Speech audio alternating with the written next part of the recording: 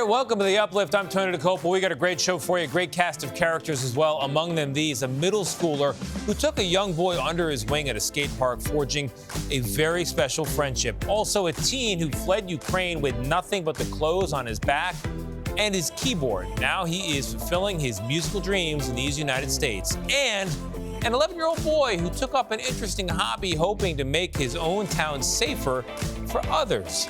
And a mother-daughter duo that share an incredible bond after one gave the other a life-saving gift. Also, a barista who made an impact on a stranger's life and then got a meaningful gift right back for himself. All that and more. Heartwarming news. You know what you're watching. The music tells you, so does my voice. The Uplift. Welcome to The Uplift. We got a great show for you. It's the show that lifts you up for the next 30 minutes at least. I like to say you and me as well. I'm here too. We're going to begin with a lesson in leadership and compassion from a middle schooler who forged a special friendship with a young boy at a skate park. Here's Steve Hartman. Good morning and welcome to our lesson on leadership, which we're defining as, Emmett, the art of motivating others into action, ideally to achieve something for the greater good. Nice. And I would add doing so with compassion, because leadership isn't just barking orders like, Emmett, sit up, straighten your hair. Yeah, that's called parenting. And it's not very effective, to wit. Leadership is more like setting an example in a convincing way that makes others want to follow your lead. And of course, I have a story to illustrate. A story from our library of life lessons, filed under leadership. How do kids behave when no grown-ups are around? Danette Mabes of South Brunswick, New Jersey says you never really know. Because you're not watching him at that moment and at that time. She had always just assumed her son was good. Right. Until Gavin got caught on tape, showing his true character. Oh my God. Gavin and some middle school friends had just arrived at a skate park. The park was empty, except for little Carter Brunel, who was here with his mother celebrating his 5th birthday. Carter is autistic. Big groups of older kids can make him nervous, so his mom, Kristen, was fully prepared to get him out of there. She just wasn't prepared for what happened next. I don't know, they've really just shocked me. It was unlike any experience I think I've ever had. You know how middle school kids sometimes operate like they're in a pack? Well, that's pretty much what happened here. Gavin led the way and the others followed. The only surprise was that Gavin didn't start trouble. He started a friendship. This kid's already better than me. Gavin's just going around with him and making him feel special. And the rest of his friends kind of followed suit and then started singing happy birthday to him. Happy birthday! That really blew me away. Because you just want to see the kindness in the world. And I wanted Carter to have a good birthday. It was impactful leadership. But here's the best part. After their first meeting, Gavin and the middle schoolers continued to go out of their way to play with Carter. How you doing? He was just so happy and he made us all happy. So fun to be around. Yeah. He's rad. Yeah. And as for the moms, You're awesome. for them, this was a moment of parenting utopia, where the only thing better than seeing your kid treated kindly is knowing that your kid is leading others to kindness, even when you're not watching. That was so cool. I was just so proud of him. You want to race? He's good. You did it right. Thank you. It's been 5 years since we first told that story, and we can't wait to catch up with Gavin. Hello and welcome. Thank you. Have you stayed in touch with Carter? Yeah, we hung out a couple of times. I went over his home. Glad he still wanted to hang out. What made you approach Carter that day? Well, I know what it was like for me when I first started skating. It's kind of scary, I guess, especially if there's like a group of people all hanging out. What do you guys think would have happened if a different group showed up that day and the leader started bullying? Do you think the other kids might have followed suit? Yeah. Yeah. I think it takes a leader to kind of set the pace for what the rest of the group is.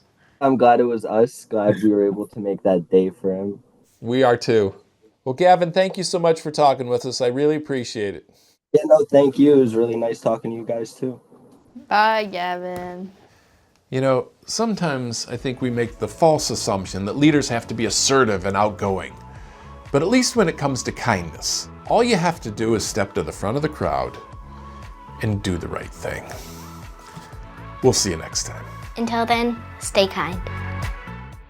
Thank you, Steve. We're going to turn now to a teen who fled Ukraine with nothing but the clothes on his back and his beloved keyboard, and that is all he needed to follow his dream in the U.S. Here's CBS Philadelphia's Steve Sanders. For as long as he can remember, high school senior David Korzakov has dreamed of using music to make the world a better place. I want to make people feel what I'm feeling inside. Yeah. Use music to do and that. Use music to do that, yeah. 2 years ago, Russia's invasion of Ukraine changed his life forever. In 4 in the morning, when we start to hear bombs, hear Russian flies, and my father go to my room and says, "War started, we just need to take it back." With just his keyboard and the clothes on his back, David traveled from Mariupol to Philadelphia with mom and sister, after a musical group he performed with from Philadelphia sponsored the family. Here, he furthered his musical education, but he longed for what he left behind.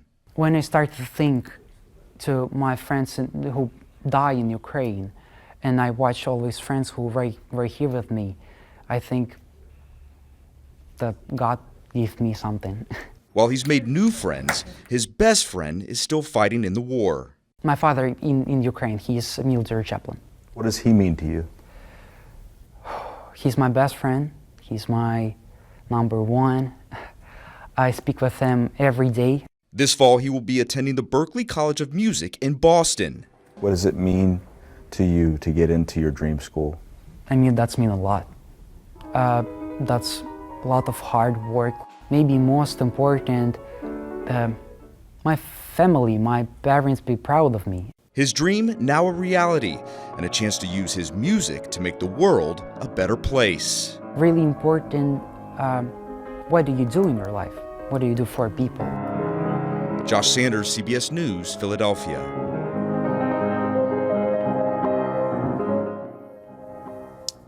Coming up in a moment, a mother-daughter duo. You're going to meet them. They've got an incredible bond that they formed after one gave the other a selfless gift.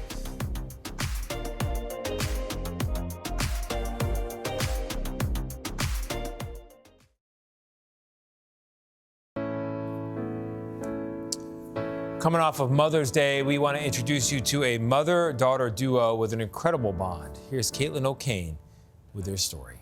The bond between a mother and daughter is a strong one, but Livia and Sophie Koretka's bond, life-saving. Livia was recently at the finish line of Sophie's first marathon. Obviously, as a mom, you worry. Worried because any mother would be scared for their child, who was diagnosed with a liver disease at just 14 years old with no known cause, and then at 18 years old was told they needed a liver transplant.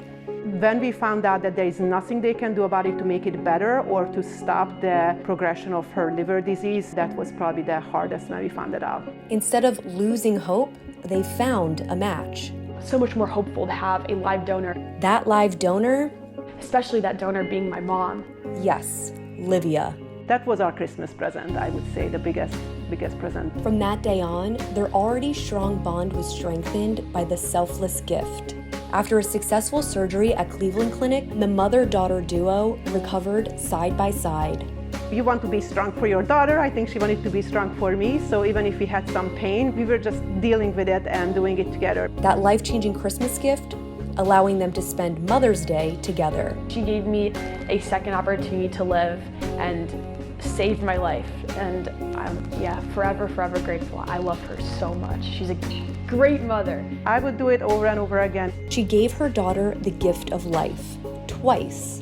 And now Sophie will always have a piece of her mom with her, even when she's in a marathon and her mom is at the finish line rooting for her. It's true. Karina Schindler gave her cousin a 2-minute elevator pitch about riding bikes across the country, and her cousin enthusiastically agreed. Why? Well, because there's a meaningful reason behind the trek. Here's Barrett Leone from CBS Minnesota. Karina Schindler. My motto right now is see where the yes takes you. Is hitting the pedal to the metal.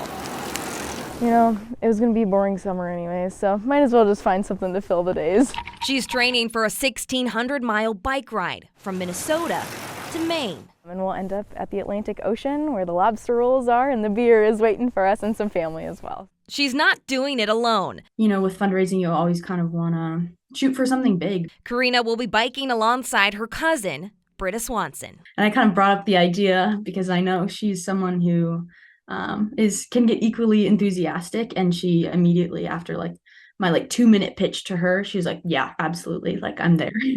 The 3-week trip isn't without purpose. The duo is raising money for World Bicycle Relief, a nonprofit that aims to empower and mobilize low-income regions through bikes. They hope to raise $30,000 by the time they leave on May 5th. You know, $30,000 seems like that's a lot of money, but but we might as well shoot for it. Enough to donate 180 life-changing bicycles. It just impacts the entire community as well. So it's more than just 180 people being helped. It's 180 communities being helped all over the world. Their inspiration stems from their late grandpa, Richard Schindler. He was such a cool person, and we're so excited to honor him through this as well. Who took on his own cross-country bicycle trip with a group of buddies nearly 13 years ago, from Portland, Oregon to Portland, Maine. He and his friends are definitely a huge inspiration, and because they were all in their late 60s too when they did it, and they did from the coast to coast, so it's twice as far as what Karina and I will be doing. Before they hit the pavement, there's finals and Britta's graduation from the University of Minnesota Duluth. No time like the present, I guess. You know, you can always make excuses for why things don't work out. But a mission they're determined to make work. Knowing that it's not just individuals, but it's also communities and families. 1 mile at a time. As soon as we just hit the Atlantic Ocean, it's just going to be wow, we did something really cool. In Maple Grove, Barrett Leone, WCCO News. Up next in a moment, you're going to meet the NFL player who gave a single mother a life-changing gift as a way to recognize his own mom. So, what did he give her? Stick around and you'll find out. Plus, an 11-year-old boy with an interesting and potentially life-saving hobby will share his story.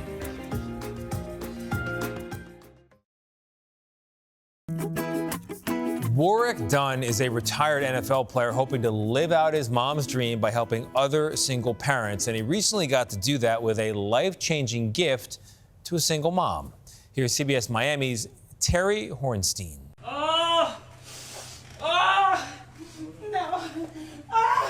Overcome with emotion, single mother and teacher Tanya walks into her new home. I don't know these things. The house in the Liberty City neighborhood will give Tanya and her son a new beginning with the help of former NFL player Warwick Dunn and Habitat for Humanity. It's just been a blessing, 221st home. Along with helping Tanya qualify for this home, money for the down payment, she also received thousands of dollars in furniture and appliances like these. Oh yes, I'm gonna read it. To date, Warwick has helped more than 200 people get into new homes. He says it was his own mother who inspired him to give back. Living out my mom's dream through other single-parent families, and at first it was just single mothers. Now we also help fathers, so we help single-parent families. And helping Tanya with this home, a much-needed boost. Home prices in South Florida skyrocketing in the last few years. This area is really expensive, low income, medium income, $33,000. So forth. So it's a struggle for a lot of individuals. Giving back and creating a new life for this family, a joy for Warwick this holiday season. Later on tonight, next week, Christmas, those are things I reflect on, and I'm always thankful for it. And a home this mother will be able to call her own this Christmas and for years to come. Now I tell her the journey begins now. In Liberty City, Terry Hornstein, CBS News, Miami. After watching a YouTube video about a roadside safety concern, a boy in Pennsylvania made it his mission to fix the problem. Here's CBS Philadelphia's Liz Crawford. I shouldn't be moving this. It started about a year ago when Mason Jones, who was 10 years old at the time, came across a video on YouTube about guardrails. What was the main thing that you remember that really stuck with you? Mainly it being unsafe. The man behind that video Steve Eimers, on America's roadways, who's been advocating for guardrail safety since his daughter Hannah was killed in a 2016 crash when a guardrail speared through her car. allowing an innocent person to lose their life because you didn't make a repair, that's wrong. And we can push our government to be responsive. Mason took that challenge to the next level. There's not supposed to be a bolt at this third post. And then some. There were 2 that were loose like that, but PennDOT fixed the other one. They're not supposed to be loose? No, not at all. Mason and his mom took me on a walk near their home in Chester County, PA. They told me they do this a lot, inspecting guardrails. So I've reported this one over 5 times. You can actually see some of the previous marking. Over the last year, Mason says he's reported dozens of guardrails to PennDOT. I'll bug them till they fix it. Last month, a manager with PennDOT emailed Mason asking him to send guardrail concerns directly to him, bypassing PennDOT's customer care site. The kid knows what he's talking about. Down to little things. Little things mean a lot. If a bolt is not in place, if a bearing plate is upside down, everything he's been pointing out has been pretty legit. So how does Mason know what makes a guardrail hazardous? He would ask about guardrails and I'd say, okay, go take this course. And you took those trainings? Yes, all 3 of them. And you passed? Yep. So you're certified? Yeah. Hanging on his family's fridge, certificates of completion from Road Systems, Inc., a manufacturing company. A VP with the company believes Mason is the youngest person to ever complete the training. Why are you passionate about this? To keep others from being killed. I think it's awesome. I mean, I love that he's just who he is and he doesn't care like what anyone says. Christine said her son was diagnosed with autism around age 3. We view it here as just a different ability. It's not disability. Would you consider Mason to be a help to you? Huge help. The kid is spot on. Using Google's satellite street view, Mason finds and reports concerning guardrails to departments of transportation all across the country. So you have your own map with all these guardrails? Yes. Paving his own unique path. Coming up in a moment, we're going to meet a barista whose kindness made a big impact on a total stranger, so much so that the stranger then returned to make an impact on her life.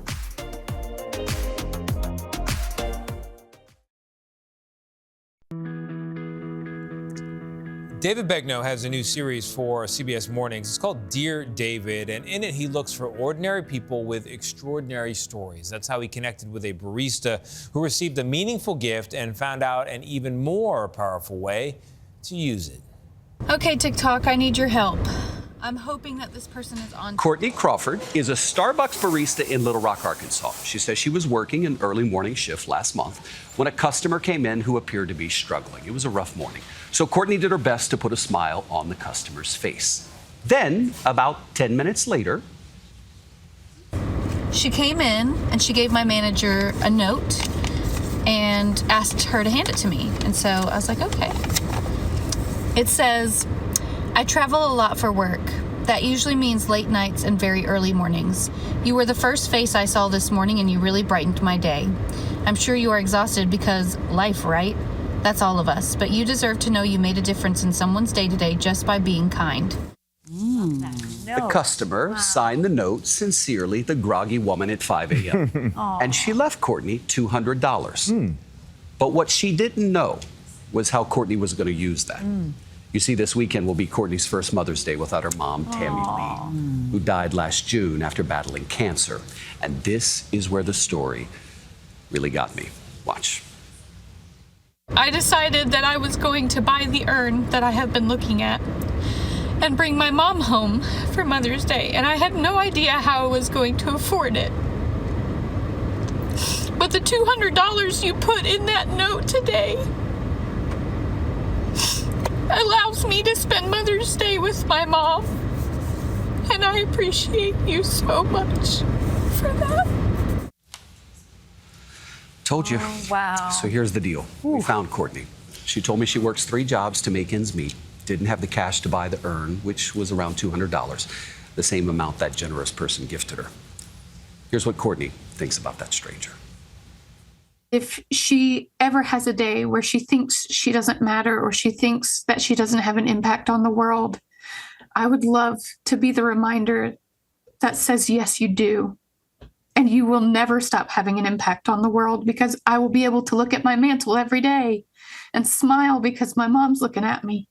And I know that you would love to see this person again. So should they watch this, what do you want to say to them about wanting to see them again, and why?